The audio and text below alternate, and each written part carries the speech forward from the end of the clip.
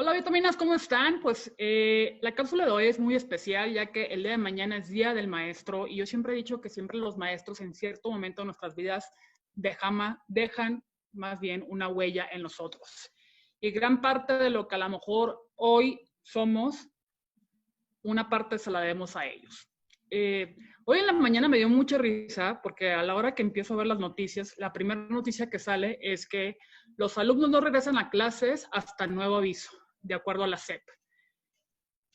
Y cuando yo lo vi, dije, si yo estoy sintiendo entre incertidumbre, entre qué está pasando, qué estarán sintiendo tanto los maestros como los estudiantes.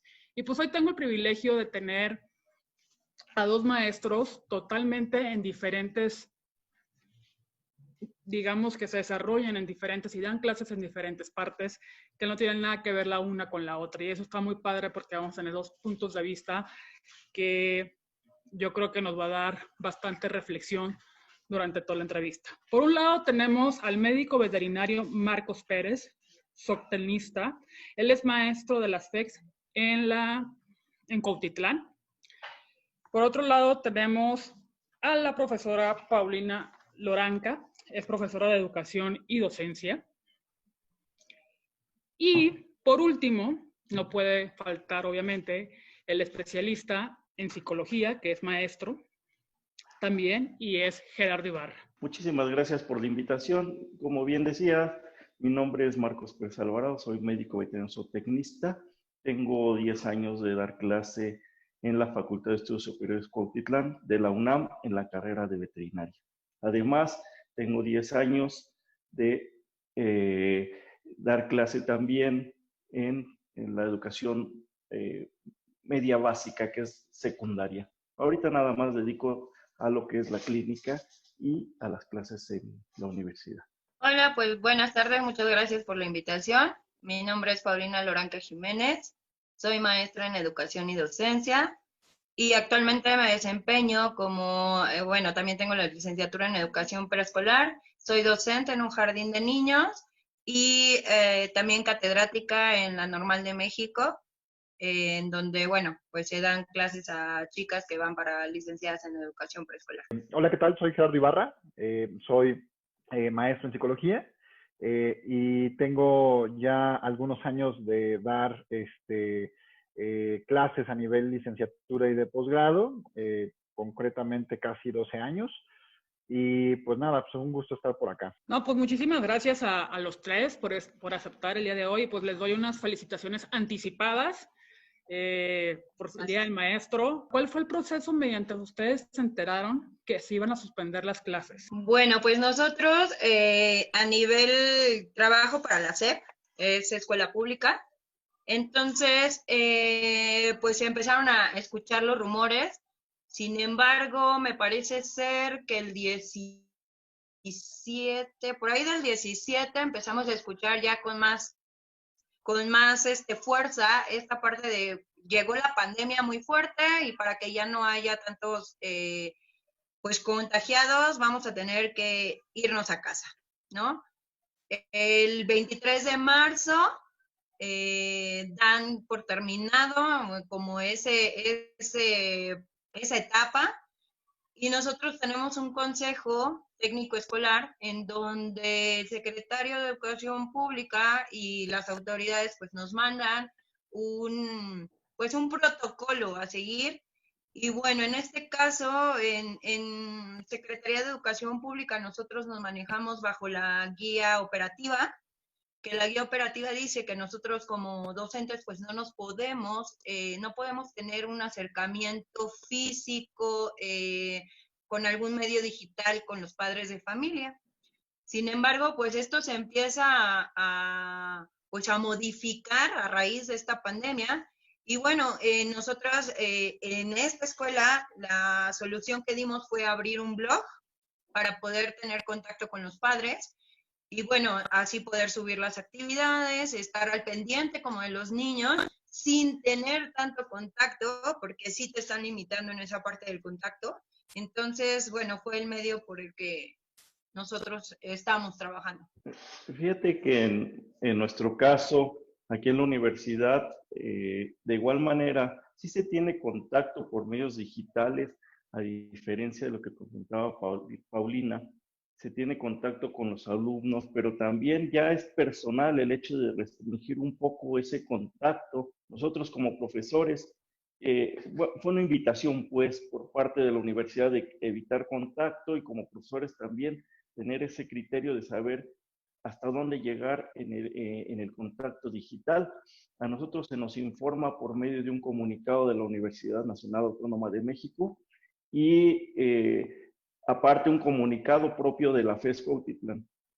De ahí entonces nosotros tenemos que echar mano de estas herramientas digitales y ahí se le informó a los alumnos primero el comunicado y posteriormente qué es lo que íbamos a hacer en la asignatura, porque al principio no solamente decían que probablemente se iban a dar clases por vía digital.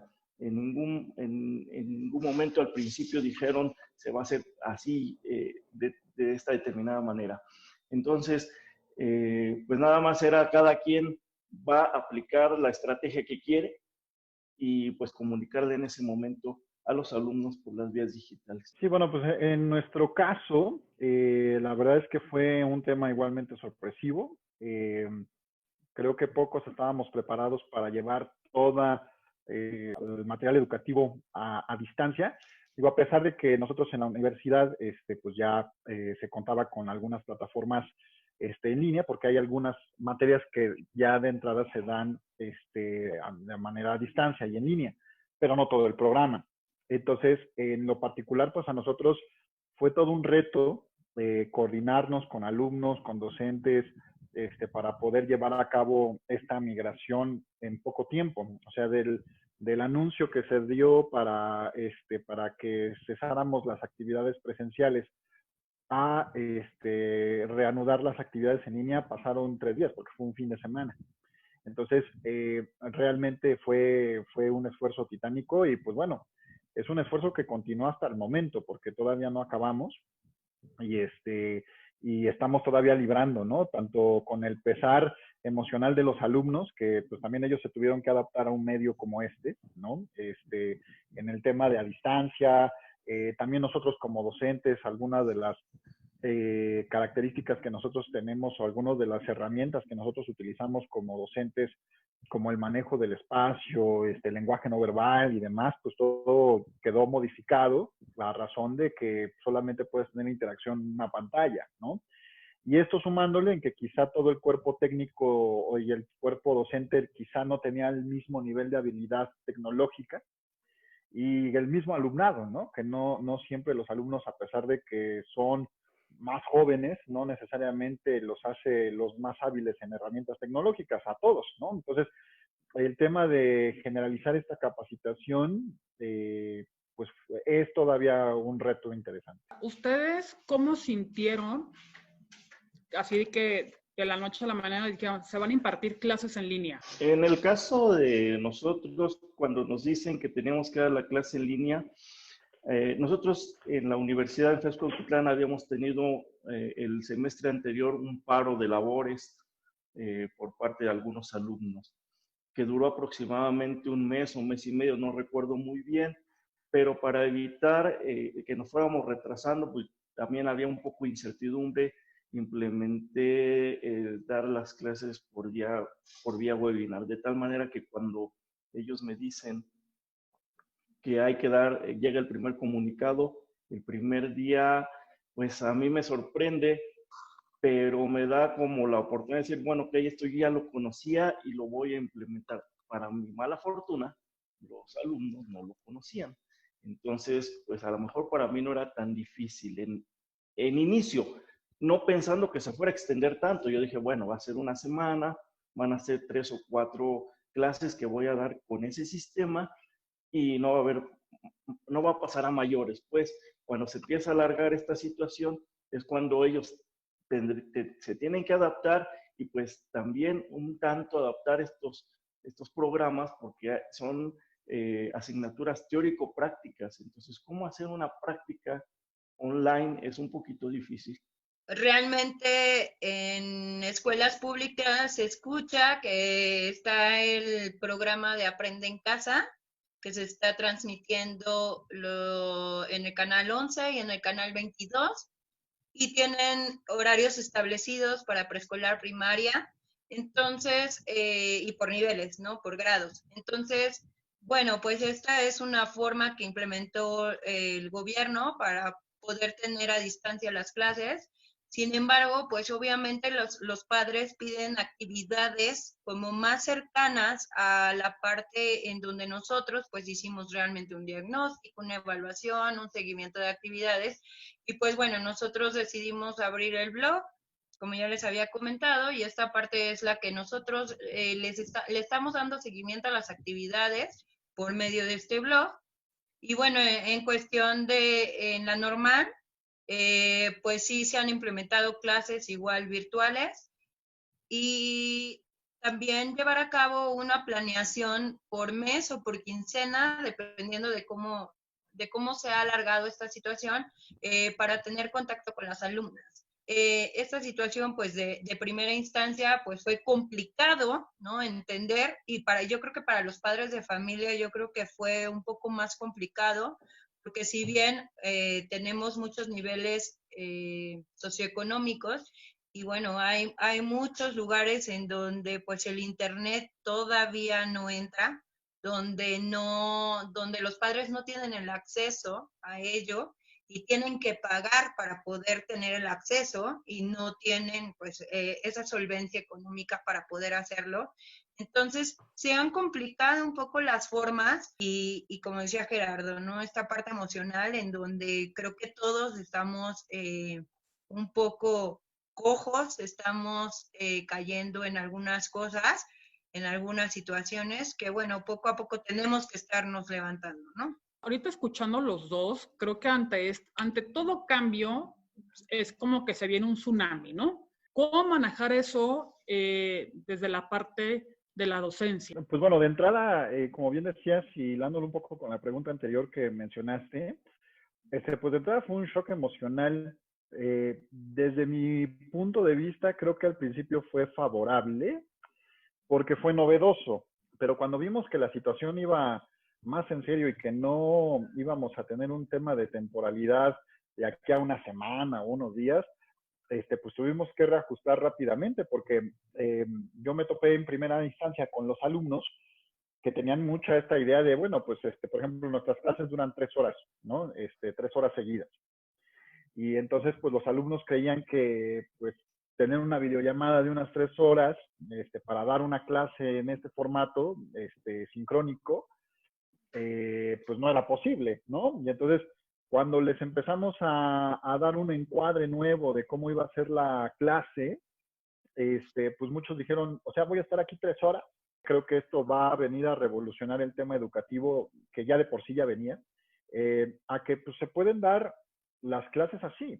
Hoy, ¿cuál es su principal reto que tienen a dar clases en línea? Bueno, pues yo creo que el reto más grande es ahorita en cuestión a jardín de niños, yo creo que los chicos pues realmente lleven a cabo las actividades como se les están pidiendo, que puedan ellos, los padres, entender que a lo mejor ese seguimiento pues les va a dar un nuevo alcance en los aprendizajes esperados.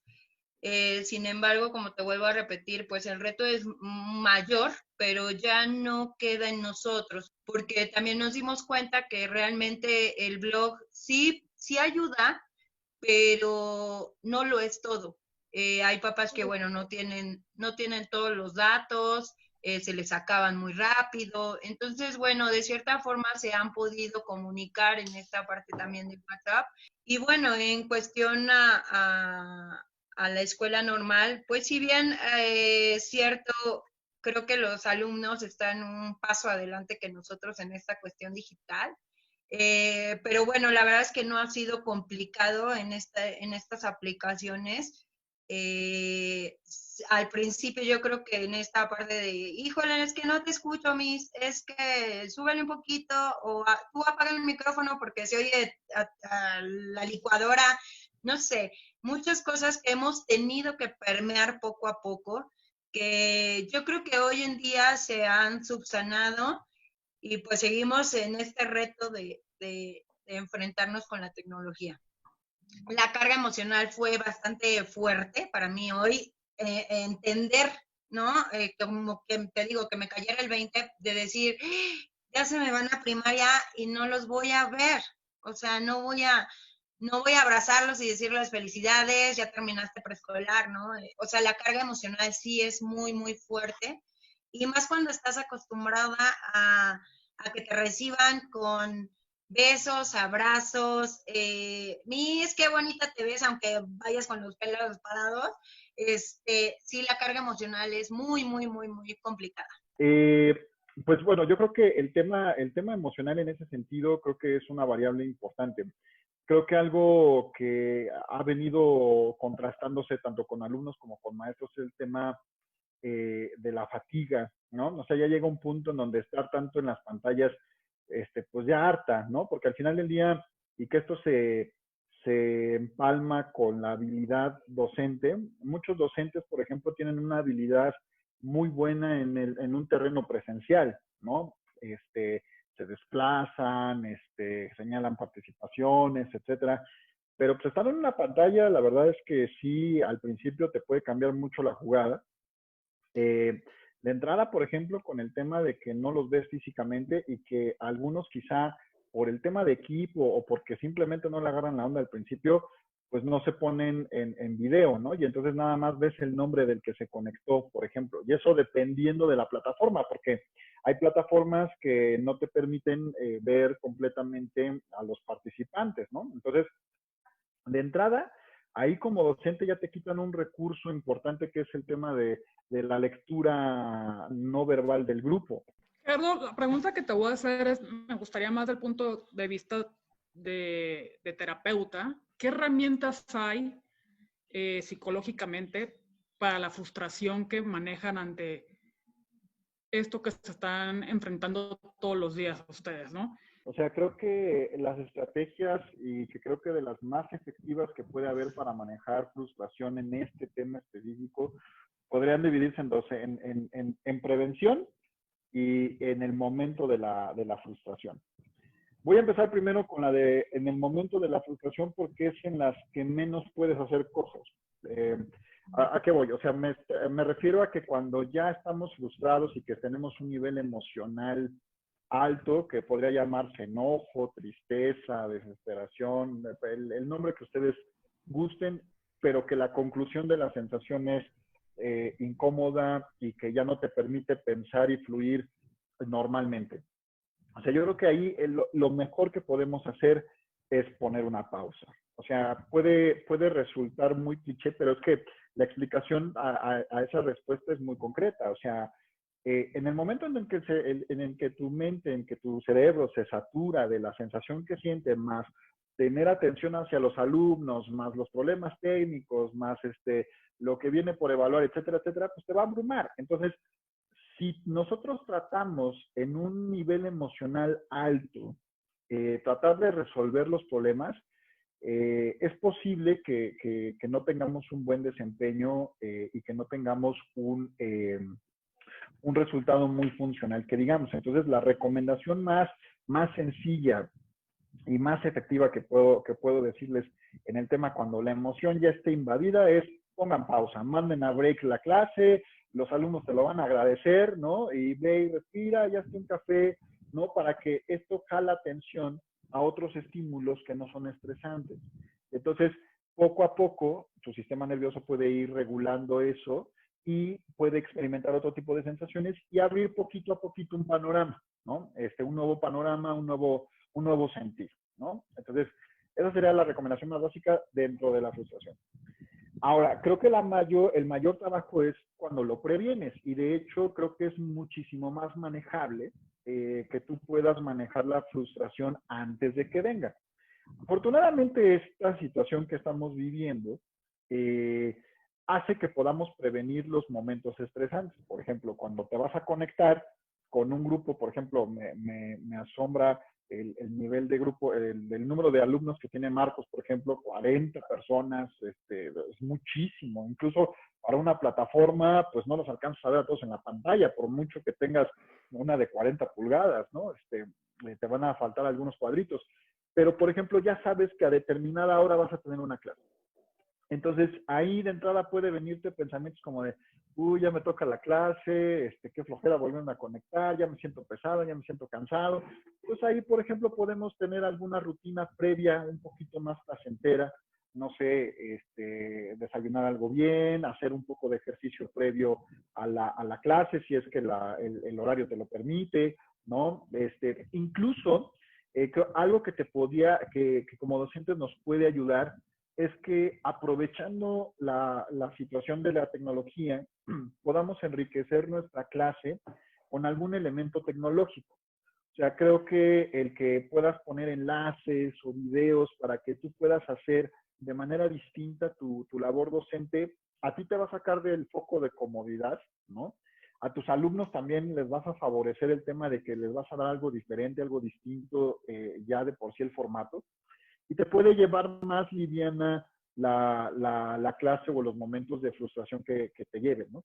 Y creo que dijiste algo fundamental y con esto cierro mi comentario, el que podamos aceptar que de por sí la situación ya es incómoda, ¿no? Que hay variables que no vamos a controlar, esas hay que darlas como un hecho, como algo que ya va a estar ahí por un rato. Y que creo que la clave es que veamos la incomodidad como algo temporal, que es algo que si bien nos está incomodando, pero no va a ser para siempre. O sea, que esta situación no va a ser perpetua. Entonces, al ponerle un límite, al ponerle a la situación que me incomoda un límite o un final, aunque no tenga claro cuándo va a ser ese final, de entrada ya la mente se adapta y dice, bueno, no es eterno esto. Y entonces empieza a ponerse un poco, a adaptarse un poco a que como va a ser temporal, pues lo resiste. ¿Qué habilidades consideran que deben de tener ustedes, tanto profesional como emocional, para la educación a distancia? En cuanto a habilidades de comunicación, yo creo que es lo principal. ¿Por qué? Porque lo que estamos transmitiendo va a ser vía oral y luego con conocimiento de causa. Pues aquí en la clínica trabajan 2 estudiantes que toman clase con compañeros, colegas, y veo que no ponen atención a veces a la diapositiva o le echan un ojo así muy rápido y solamente se ponen así hacia abajo a escuchar lo que está diciendo el profesor. Entonces yo creo que la primera estrategia que yo he intentado desarrollar es el método de comunicación, hablar muy despacio, muy lento y cada 3 o 4 minutos preguntar, ¿hasta aquí todo bien? ¿Alguna pregunta? Si alguien tiene alguna pregunta, abra el micrófono y pregunte, o preguntan por el chat.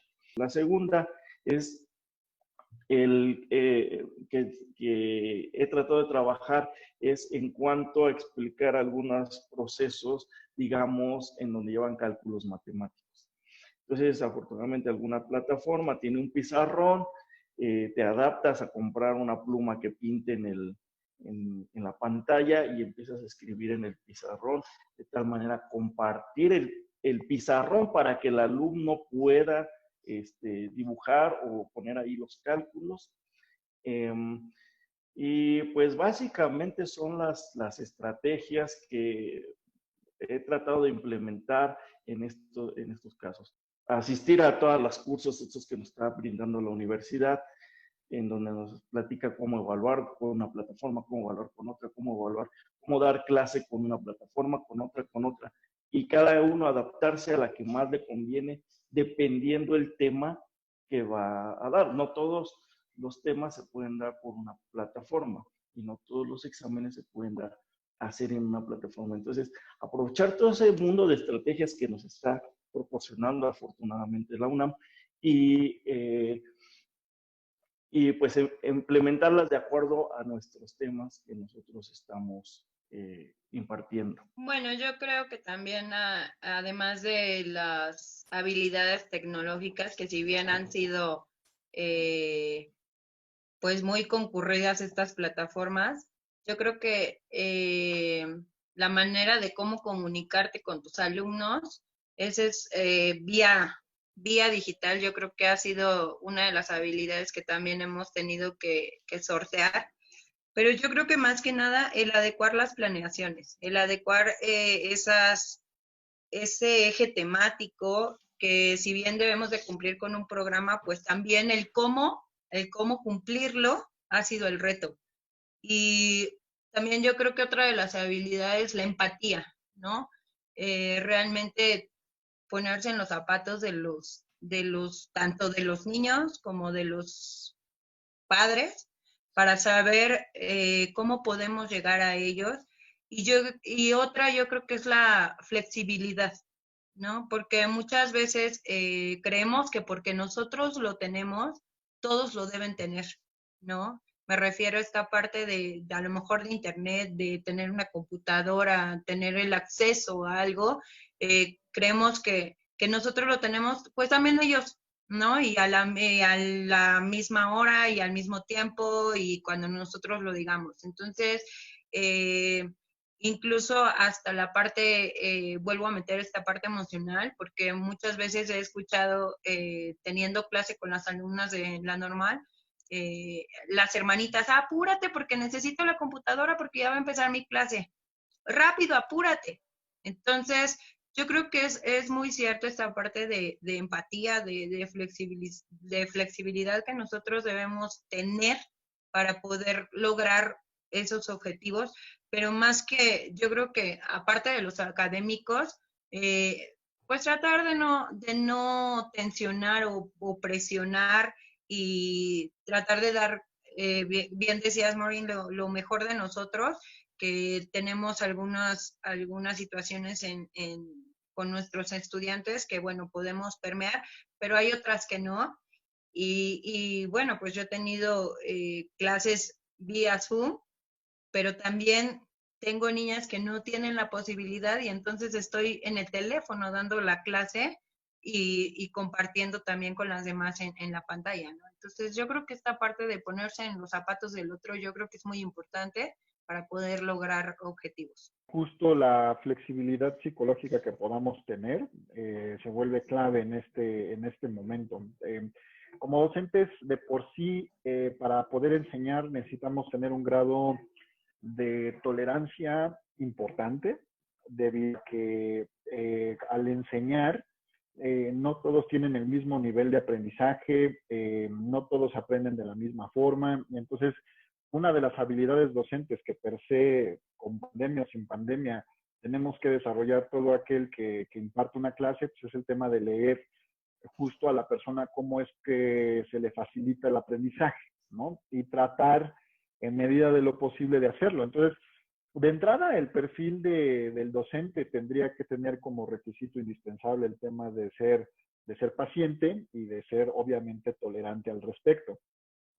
Pero ahora con esto se vuelve aún más importante porque es sumarle una variable más que tiene una gran influencia en el desarrollo del aprendizaje.